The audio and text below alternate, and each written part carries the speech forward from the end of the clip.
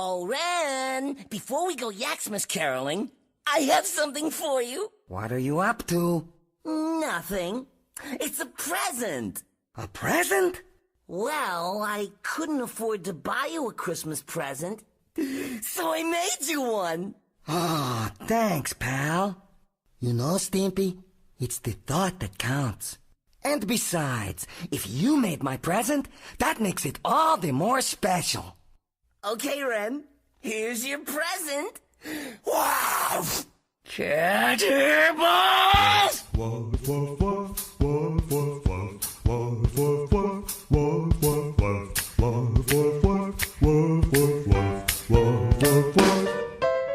O'er the rug I go, with a mouth all full of fuzz. Yeah. Burying your shoe, neath the pile of scuzz.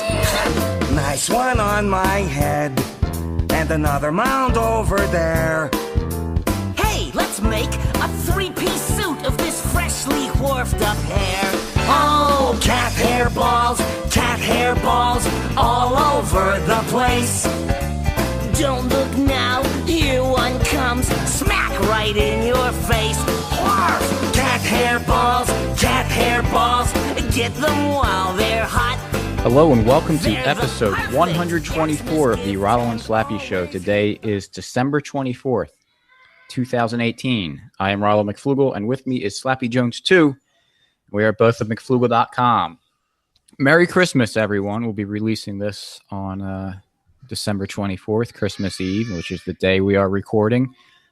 Recording a little bit earlier today, so we can do all of our Christmas things. So show notes page for this episode will be McFlugel.com/124. Check out LibertyMugs.com. By the time we release this episode, you will have hours to minutes to get 15% off your order at LibertyMugs.com with coupon code Christmas. So with that, I'm going to hand it over to Slappy, and he's going to introduce our episode. Thank you, Rollo. Thank you, everyone, for listening. Merry Christmas to everyone. Today is our Christmas episode. So, Rollo, for your Christmas, your libertarian Christmas, what do you want for Christmas? A tractor. Tractor. All right. Okay, now I'll be serious. And I am going. Oh, okay. I was going to return the fruitcake I bought, and did you actually buy that fruitcake you took a picture of? No, I didn't. Why? As I was walking around the store, I was like, why don't I just buy it? I should just get it and try it because I've actually never eaten fruitcake before. Well, I made a bunch last night, and I ate a lot of it. Out? Yeah. What'd you say? I missed. No, I said how'd it turn out? Well, the thing looks like thing weighed about a ton. Yeah. Mine is very dense. I was worried when it came out of the oven that I had too much fruit and nut to cake ratio because there's not much cake relative to everything else. Is it dried fruit in there? What do you put in there? It's mostly candied fruit. Oh. So it's candied cherries, pineapple, candied lemon peel, and then I couldn't find candied orange peel, so I made my own. And then there's walnuts, pecans, almonds, raisins. I don't know. Wait, and you actually like this stuff, or is this just a stick, or what? Oh no, it's one of my favorite things to eat. Okay, it is so good, and that Claxton fruitcake is the gold standard. Yes, and so I try the Bitcoin standard now. That's how much. Standard. That's how great it is. And that's what I made it. I didn't use a recipe for fruitcake this year. I feel like I am strong enough in my understanding of fruitcake and Claxton that I tried to do my best to kind of recreate a Claxton fruitcake because I went on the website. It's not possible. It's not possible, but you can get kind of close. And I think this is the best fruitcake I've made. There's 4 loaves. The one was a little bit overcooked because I had the temperature too high for a little bit. But no, it's dense. It is a lot of stuff in there, and it's got a nice dark color. It's dense and intense. Yeah, but Yeah, I went on Claxton's website to kind of just get an idea of their ingredients and just went from there. So it was all out of my head. Made a pound cake base, which is easy because those pound cake is just 1 to 1 to 1 to 1 ratio of ingredients. And then, actually, I don't think I forgot to put salt in, I think. Oh, well. But, and then I added just a bunch of dark corn syrup in there. Try to get that cake sticky and sugary. And I don't feel the greatest right now because of all that I ate last night. And then I was eating it out of the oven because I couldn't wait for it to, my time preference was too high. So you're supposed to let it like cool and not but be. You didn't. No. You started. So I wanted to taste it. I want to make sure it was okay. But anyway, like a lot of foods, it needs time to settle down, and the flavor changes a lot once it cools to room temperature. So I was much happier with it when I came down this morning, like a little kid on Christmas morning, checking to see how my fruitcake turned out. You need. So you made fruitcake yesterday? Yeah, last night. Nice. So this was after St. Nick. Had a big win for the Birds. Yep, and after the Flyers had a big win too before the break. Yeah. So why not make some fruitcake? Sounds good. You got Eagles winning, the Flyers winning, fruitcake at Rollo's house. The Philadelphia area is just perfect for Christmas right now. Absolutely. And also, I grilled some ribeye for dinner last night. So excellent. Just all around good Sunday. But no, if I'm going to be serious about what I want, and what else? What's that? Tractor fruitcake and what else? Oh, eggnog. Eggnog. I bought some eggnog, and that's eggnog. Eggnog and fruitcake. I haven't had. That's another thing. I haven't had eggnog in about 20 years, and I used to think it was like I liked it. But it can only have a little bit of it. It's so thick. Yeah, I didn't like it at first when I was younger, and then I don't know if I liked fruitcake when I first had it. But I still haven't had it. That is one thing I will say. If I see a fruitcake anywhere on the next couple days over Christmas, I'm going to try it. I mean, there's probably a good chance I'm going to make this happen. So, well, all right. So anyway, seriously, your libertarian Christmas. Yeah, all I want for Christmas is my 2 front teeth. 2 front teeth. Tractor. I actually eggnog. Yep, it's good Christmas. I didn't actually pull a bait and switch on you. I did actually have some ideas of things to talk about. For I was real. going to say, all right, this was just so. What are we going to talk about? What we want for Christmas? You have stuff? Actually, yeah. We decided this topic about 45 minutes ago. Yeah. Okay, so I have 2 things I want for Christmas. One is for the libertarian movement, and one is just for everyone, for the world, because I'm so generous. So what do you want first?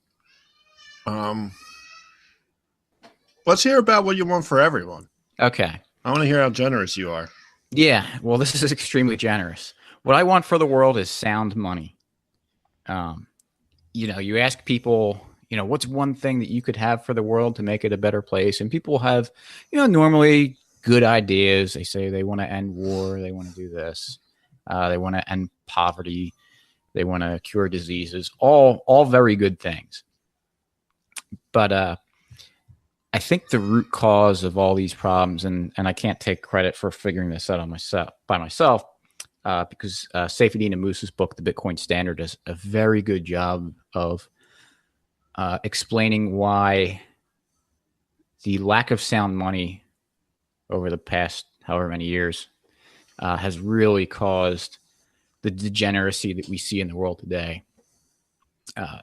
So when you combine that with what he talks about in the book with Hans Hermann Hoppe's discussions on time preference in God, the Democracy That Fails, when you kind of combine those 2 ideas, those 2 books, which really complement themselves, each other, by the way, you just start to kind of see the big picture, and that it's not just central banks that call, like the Federal Reserve. The Federal Reserve is a problem, but even if the Federal Reserve is the symptom of the problem, The Federal Reserve does a lot of terrible things. It helps inflate the money supply. It allows governments to fight unending wars. It gives the government the ability to just have the printing press that allows it to spend money on whatever it wants without having to try to convince its subjects to pay higher taxes. So they do this. They want to fund the war that's going to last forever, and they cost a lot of money. And if they had to go to their population and say, hey, we're going to have to raise your taxes by 20%, that's not going to be a very popular thing. It doesn't matter what your political views are. No one likes to get taxed. People like to say they do, but no one actually likes to get taxed. So that's kind of a non-starter for governments, or at least it's got to be something that's very, very temporary or very popular goal they want to achieve. Look at what's happening in France with these gas taxes. I mean, they're literally like, actually, they're using tractors to throw poop at cops. It's great. There's a lot of tractor action going on in Paris, and I salute you for that. So what they do is that since they have central banks that control the money supplies, they can increase the supply of money that goes right to government and their friends, so they can afford all this stuff. And the negative effects don't get seen by the population until later on, as that money enters into the rest of the supply and drops the purchasing power of the money. That's just a result of the kind of the physical properties that we've used as money before. Gold was the best money that we ever had, but even that had its problems. Because it's actually kind of difficult to transport. It's difficult for banks to do large settlements because gold is heavy. And so to transport a lot of it, it's really expensive because you've got something of high value and it becomes a target for people that want to steal it. So even in small amounts, gold is very good for transporting, but in large amounts, it's really expensive. It's really tough. Yeah. Yeah. And so it creates a system where only central places are going to hold it. And then they can just have balance sheets to write against it everywhere else. So when you have that, it becomes a lot easier, and the temptation grows to fractional reserve banking off of it, and then which makes sense, right? Although I'm not. I mean, I used to think that fractional reserve banking was it's just a function of the free market. It's fine, but I don't know that it's actually that fractional reserve banking should happen in a healthy environment. But again, this was just, I'm not trying to be super critical of everyone in the past. It's just, it's what the market bears. The money. What about on, I think I would agree on demand deposits, right? Like if I put my money in the bank and want to take it right out, but what if there's a financial product like an annuity where I give you 1 Bitcoin and then I get, 1.5 Bitcoin out in 10 years. And you can't touch it in 10 years. Yeah. Without a surrender charge or something, you can pull it out, but there'd be a surrender charge. That's a different kind of product. I'm not asking someone to hold my money. Right. And so in that case, they would be taking my 1 Bitcoin and lending it out to other people so that they could get the half Bitcoin to pay me back in 10 years. Right. Yeah. I mean, there's certain instruments like the checking accounts that gets inflated. I mean, that's just written on a line on a ledger. Something like a certificate of deposit or like an annuity, like you said, those are fine. Like those aren't, they may be a little bit. I don't know exactly the inner workings of the existing banking structures now, but theoretically you don't need to, and even in practice, you wouldn't need to inflate the money supply to do that because you're locking the money in. You're agreeing that you're going on under contract. I give you one Bitcoin, and in 10 years, I got a Bitcoin and a half out of it. I am relying on the fact or trusting that you're not going to go insolvent between now and 10 years from now. So there's risks involved with it. This idea that you can put money into banks without risk and that you're going to get a return on it is insane. Absolutely. There's also all sorts of other problems with this system, is that now, because there's inflation, the purchasing power of my money is diminishing.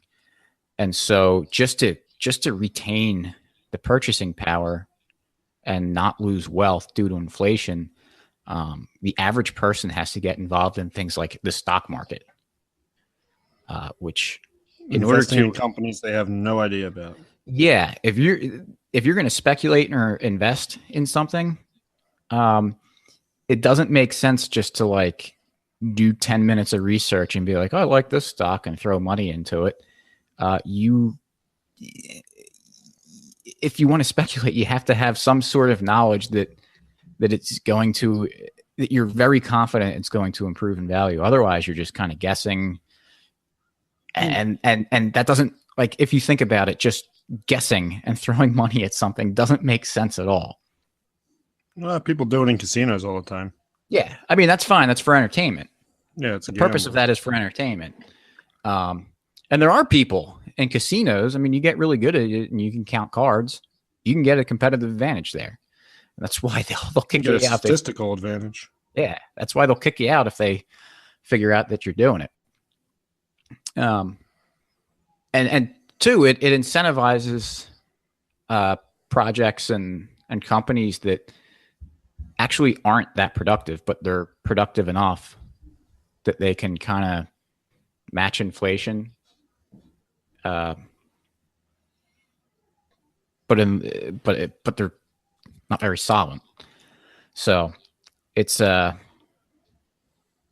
just not a good system at all. And then once you have sound money that the governments can't get their greasy hands on and inflate, then you return to a society, an economy where people are saving, where people are making better decisions overall, because you can't just where capital investment comes from delayed consumption, right? As opposed to fractional reserves.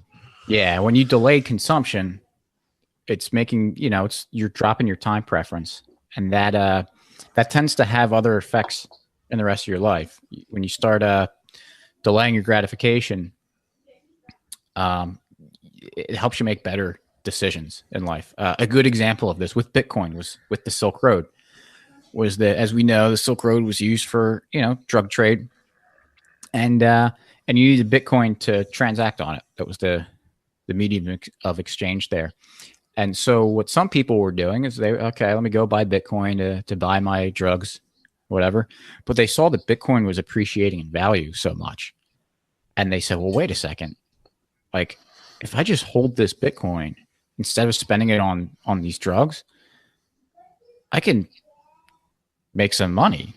And so it helped people not use drugs as much, because they saw that if they just held their money instead of taking drugs, they'd be better off. They'd be wealthier in the long run.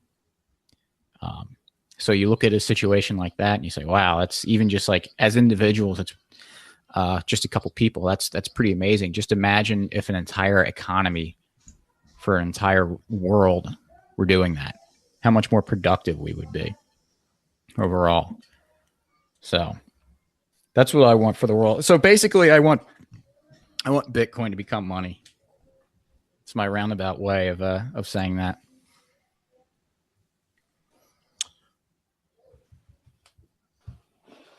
Slappy, what would you like for Christmas for the world? For the world? I actually wasn't thinking of getting the world anything. Oh, well, you're selfish. Yeah. I don't know. I mean, for the you can never go wrong by talking about ending the wars, and like Trump recently said, pulling out of Syria and potentially Afghanistan. And I'm not going to believe it till it happens, but I think that would be a really great start. Yep. I don't know what to think about that. I don't know. Do you have thoughts on that? Have you followed this story at all? Not really. I mean, I'm aware of it. It's one of those things where it's like, all right, like you said, I'll believe it when I see it. I hope it's like so many times. I think didn't Obama, quote unquote, take the troops out of Afghanistan, but they left all the contractors and everybody else in there. So it was like the what you would normally consider the army or whoever was gone, right. But there was still, the U.S. was still heavily involved and mired in Afghanistan. So I hope it's not a situation like that. I hope it's like, hey, we're completely withdrawing. We're getting out of there. You never know what could happen too. I mean, you know what's going to happen. If, say, they pull any troops out and make a big deal out of it and try to get a political win by pulling troops out, immediately one side's going to say how everything's going to hell in that country since we pulled out and we have to go back in. Right. And you already see it from, the Ben Shapiro's of the world, as well as like Hillary Clinton saying it's dangerous to pull troops out. Yeah, that's been insane. So it's not like, I mean, say Trump does pull troops out. It's not like they're going to come back and be like, oh, no, we were wrong. It was perfectly fine to do it. Like, they're going to double down. They're going to say they were right the whole time. And this is what happens when you do it. So I actually have no confidence, no faith in this ever actually happening or these wars ending anytime soon. But would be nice. Well, it's nice that Trump's actually going out and saying this kind of stuff.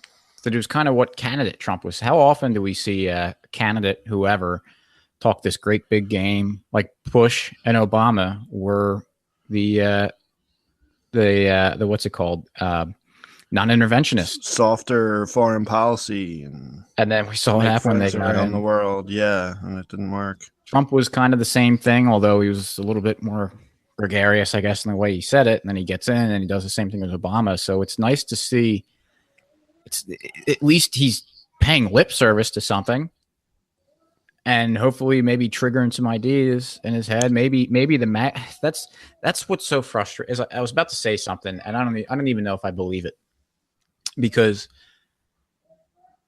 you look at the response to all this stuff, and all the leftists, liberals, progressives, Democrats, whoever, all these anti-Trump people who are supposed to be the anti-war people, and they are all over Trump for suggesting getting out of these places. Yeah, I know. And it's disgusting. Like, they're just anti-Trump. They're no better than the alt-right that are just reactionaries. I mean, these people are just reactionary to the reactionaries.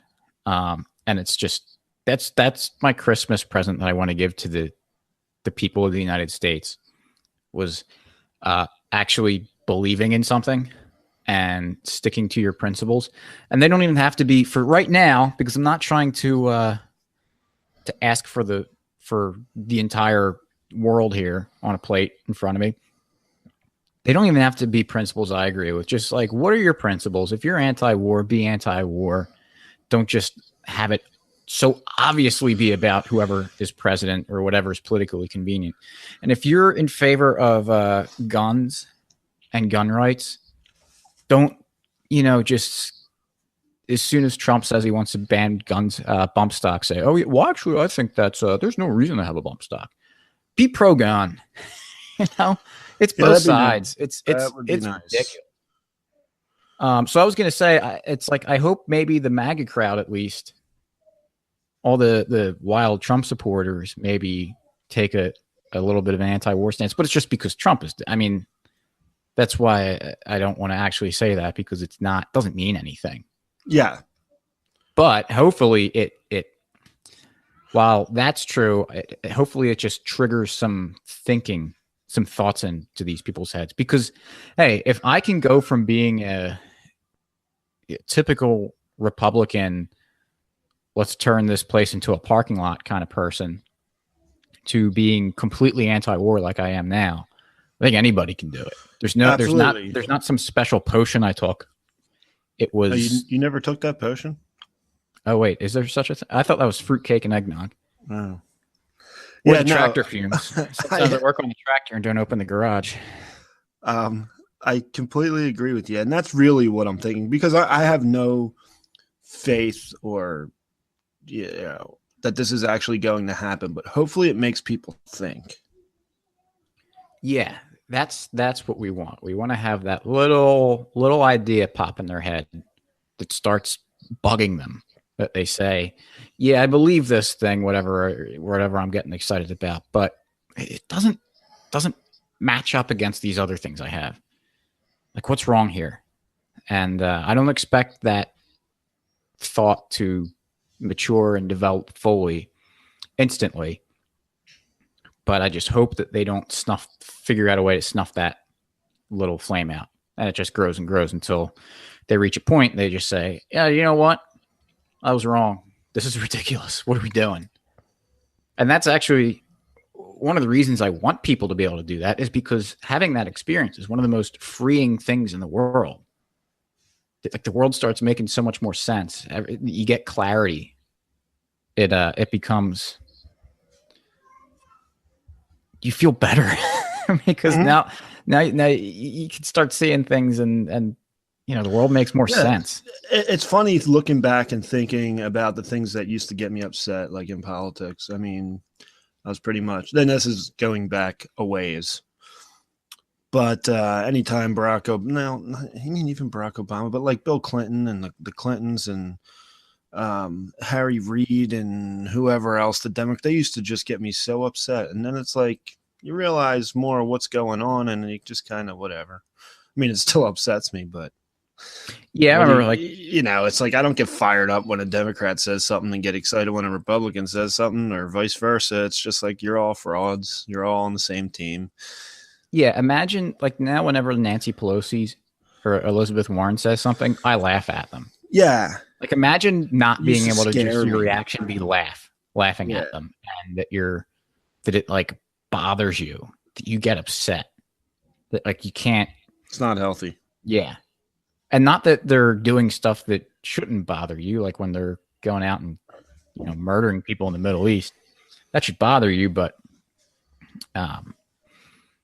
that's not what I was getting upset about before when they were saying. It was just like, "Oh, liberals are wrong." So they're making us dangerous, or more dangerous, or whatever it is. You're making society more dangerous, or we're going to fall apart, or they just love welfare. Whatever. Who knows? Whatever else I used to think. Yeah. Okay, so do you have a gift idea for libertarians? Sure, maybe. I don't know. Maybe it's more of a New Year's resolution type thing. But, we've been talking a lot about Bitcoin in the past year, and that's kind of what I want, is focusing on things that make more an immediate impact. Because we like to talk, libertarians we all like to read and talk about theories and ideas and ways that the world could work. And that's fun doing. We do that on the show a lot. We talk about how things could work in a stateless society. But I think I want to focus more on things that are tangible, like right now, that can make an immediate impact, being like two things that come to mind are Bitcoin and jury nullification. We talked about Bitcoin and what that can do, and having sound money and what that can do for the world. Another one is jury nullification, because you make an immediate impact on someone's life right there at that time when they're not guilty. And that's something I've been thinking a lot about recently, and something I want to focus on. I think that should be what I want, is that to be a viable option for a lot of people. And even if people strongly disagree with the idea of jury nullification, it'd be nice if they were aware of it as an option. As it is now, if I'm going around talking to people and I talk about nullification, they don't know what I'm talking about. That would be something I would want, is to be a real option for jurors to think about and consider, because you make an immediate impact on someone's life. And it also, if the government is bringing these cases and spending all this money and doing all this investigation, and they have all kinds of resources to trap people, if they bring it to trial and it's either a mistrial or a not guilty, they're going to really start to think twice about doing it, because they're wasting their time. Now, maybe not. Maybe it's just a jobs program and they don't care. But I think they do care about convictions. It's certainly not good on someone's record as a prosecutor if you say he tried all these drug guys and convicted none of them. Like, that wouldn't be good politically. So that's one thing I'm going to focus on, in this year, is jury nullification, and try to come up with some stories and find people who have nullified and see what they think, and really try to start spreading that word a little more, because it's so important. Yeah, I think that's hugely important. Like you said, it's an immediate impact on someone's life. They're expecting to go to jail for who knows how long, and then they're not. Right. Yeah. I can't imagine being in the seat there and thinking you're going to be locked away for a very long time, and then just hear, "Yep, we not guilty," and you get to go home to your family and everyone else. And think about that, because I know, a lot of people listening have had jury duty before, and everyone wants to get out of it. And everyone says, I'm just going to go in and say I'm a racist and say I'm an anarchist and say I hate the system. But think about it. If you can take a couple days, and most trials last a couple days, most of them aren't really long. But if you can take a couple days out of your life and make potentially a life-changing, it is a life-changing impact on someone's life. Think about that and think, if you can get on that jury, maybe you should, and just nullify it. Just go in and say not guilty. You really make an impact on someone's life. And if you're not there, that person goes in a cage for, doesn't matter how long, 6 months, 6 years, 60 years. If you can get them out, that's huge. Yeah. And to your point that they're not going to prosecute things anymore. And I completely agree with the idea that they're trying to get their numbers up. If you look at any prosecutor that's running for political office, and that's what they run their commercials on. We're tough on crime. We locked away, blah, blah, blah. If they can't use that metric, or their opponent can say, oh, we only had a 40% conviction rate. Oh, that's not very good. They're not going to get in. Right. And with the Fugitive Slave Acts, that's how they stopped. That's how they made that not be a law anymore, because they couldn't get convictions anymore. Right. And there's just a lot. Yeah. I don't think, and with harder drugs, like using the war on drugs as an example, for harder drugs, it's going to be more difficult maybe. But for things like marijuana, I don't know that there's like anyone that thinks that marijuana should be illegal anymore. Like, even my parents, who, if you asked them 5 years ago, they'd be like, no, you can't, no one should smoke pot. Not that they're smoking pot, or not that they would think it's a good idea, but they don't care anymore. But here's the problem, though. Until then, like, say someone like my mom gets jury duty, and it's a marijuana charge, and she gets told, well, having marijuana or doing whatever related to marijuana is against the law, and you have to, is this person guilty or not guilty? And she might be sitting there saying, well, they broke the law, and they're saying I have to convict. So that's where it's important, especially now, is to make sure people understand that when you're on a jury, you're not only judging the guilt or innocence of the defendant, but also the law.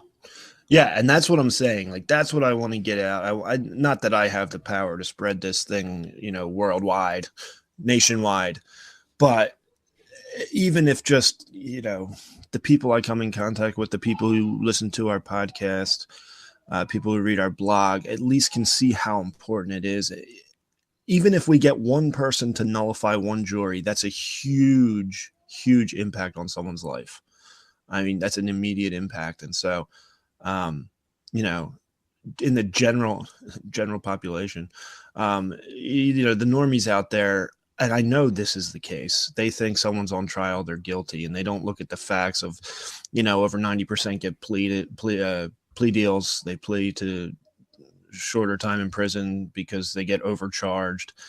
And most people think you do a crime, you get a jury of your peers, and it just doesn't happen. So even if you're not an anarchist, and even if you don't, like the idea of jury nullification, think about that. Go do your own research and see how many criminal charges get plea deals. And so innocent people are pleading because they're scared of the mandatory minimums they're facing if they're convicted by a jury. And instead of thinking, well, they're on trial, they must be guilty, think, wow, they're fighting this, they must have a really good case, and at least hear them out. Even if you don't want to nullify, hear out the defense, because there's a reason you fight it. Most people, an overwhelming majority, just plea because it's very scary to fight a charge.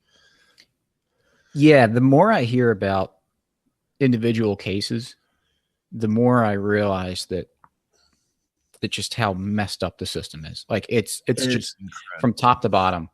And that's one of the problems, is that we think, or a lot of Americans just think, that the justice system, they take it at face value that you're going to get justice. And when there's an issue, there's a video of someone getting abused by the police because they wouldn't follow the orders that police were giving them. And they say, well, just if you're innocent, then you have your day in court, and you're gonna, if you're innocent, you'll be told to a judge. Yeah, that it doesn't work that way. It's so stacked against you. It's ridiculous. There's a reason why the United States is the biggest prison population in the world. Yeah, per capita. I mean, overall and per capita.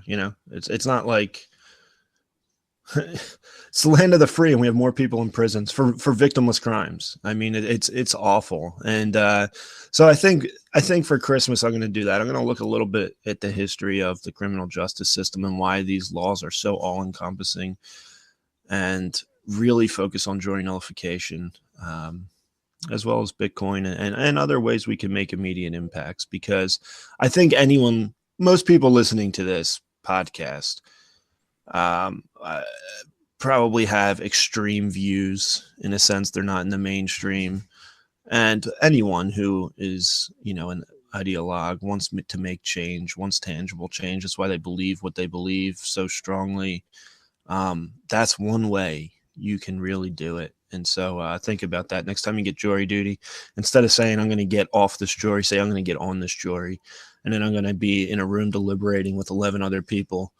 And I'm going to get these guys not guilty, or at least a mistrial. Yep. So, that's what I want for Christmas. I think that's a good one. I'll give a little Christmas gift that I want for libertarians, and again, it's kind of similar to yours in that it's maybe more of a New Year's resolution, and it also has to do with me, but trying to be more empathetic with people. And I think we say this a lot, and we say, at least I say, both things a lot. One's like, yeah, sometimes you got to hit them over the head with a hammer. Sometimes you got to be really patient, and just I guess empathy would help you decide whether you should do that or not. But especially on the internet, on Twitter, I don't really use Facebook much at all anymore, but Facebook is another one where people just take the gloves off and just start pounding as hard as they can. And it may work for some people. It may work for, when you see the drive-bys and someone who's just kind of lurking sees it and says, oh, I agree with that guy. But I've had situations, even on the internet, where you're patient with someone and you can actually kind of turn them around a little bit. You're not necessarily going to convince them that you're right, but at least they'll say, oh, you know what? I kind of get what you're saying. And not everyone's going to be reached. But when you have someone say like, oh, I think libertarians do blah, blah, blah, and you just have to respond to them, give them a shot, maybe. See what they say. Come back with something. Oh, well, we actually believe this, instead of just calling them stupid or an idiot or bootlicker. I do which that. Is fun. I do that. I'm not trying to say that I'm perfect in this. This is free. I guess this might be the gift for myself too. Yeah, I mean, it's not like and a lot of you guys are very funny, and it's fun to do. So, keep it up. But yeah, some empathy too. Try to. I guess we just need to pick our spots a little bit. You don't want to. It's tough. It's tough, and that's why the internet is great, but also it's so terrible for that. Because I guarantee all these people that are, do the big song and dance on Twitter and just immediately start ripping someone apart. If you had the same person face to face, I'm sure they would be very patient and listen to them and actually have a conversation. And I think that's one thing that we do kind of well. Not always, but try to take our internet interactions the same way I would take a person in real life. Mm-hmm. I try to do that. Not always, but yeah. I also threaten to throat punch people who make fun of fruitcake in real life. So yeah, exactly. That's what I'm saying. Like, you are consistent. That's what happens. If someone doesn't like fruitcake, you start throwing stuff around the room and getting real aggressive. So True. that makes sense that you would do that online as well. Mm-hmm. Do you have any other gifts you want to give? I don't. Do you have any ideas? Yeah. How about we send the gift of being able to produce a listenable podcast to the Friends Against Government people? Yeah, that sounds good. Yeah. So that's man, we're really punching down there. Yeah, I don't know why you're worried about them. I'm not. Okay. I'm just trying to have empathy and express how the rest of the world feels. Because I was actually I forgot for a second when you said Friends Against Government. I'm like, what is that? I don't know this podcast. Is that some small libertarian podcast? Yeah, I mean, yeah, it didn't make sense because it's not something we ever listened to. Yeah, exactly. It's not like, I mean, if you said Tom Woods, it's like, fine, we'll get him. Maybe he should have a listenable podcast. Right. But yeah, no, I wish, you know what? I wish best of luck to whatever that podcast was you named, Friends something. I wish them good luck. Friends Against Anarchy, I think. Yeah, it was something like that. I wish them good luck next year. Hopefully they do very well. And hopefully it's listenable. I don't know. I wouldn't know, but. Well, if no one listens to it, we can't say it's not listenable. True. So maybe they do have one, but we'll never find out. Okay, free market success story. Do you have one? No, go ahead. Do you? Yeah, since we're talking about podcasts and how there's just so many of them. Yeah, and literally anyone can make them, as long as you have an internet connection and a computer and something to record and hosting. But there are free options for hosting.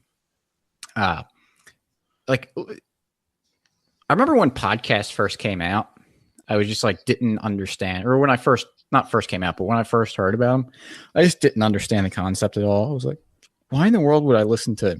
So I remember, wait, someone wants to record themselves talking and then play it. Okay.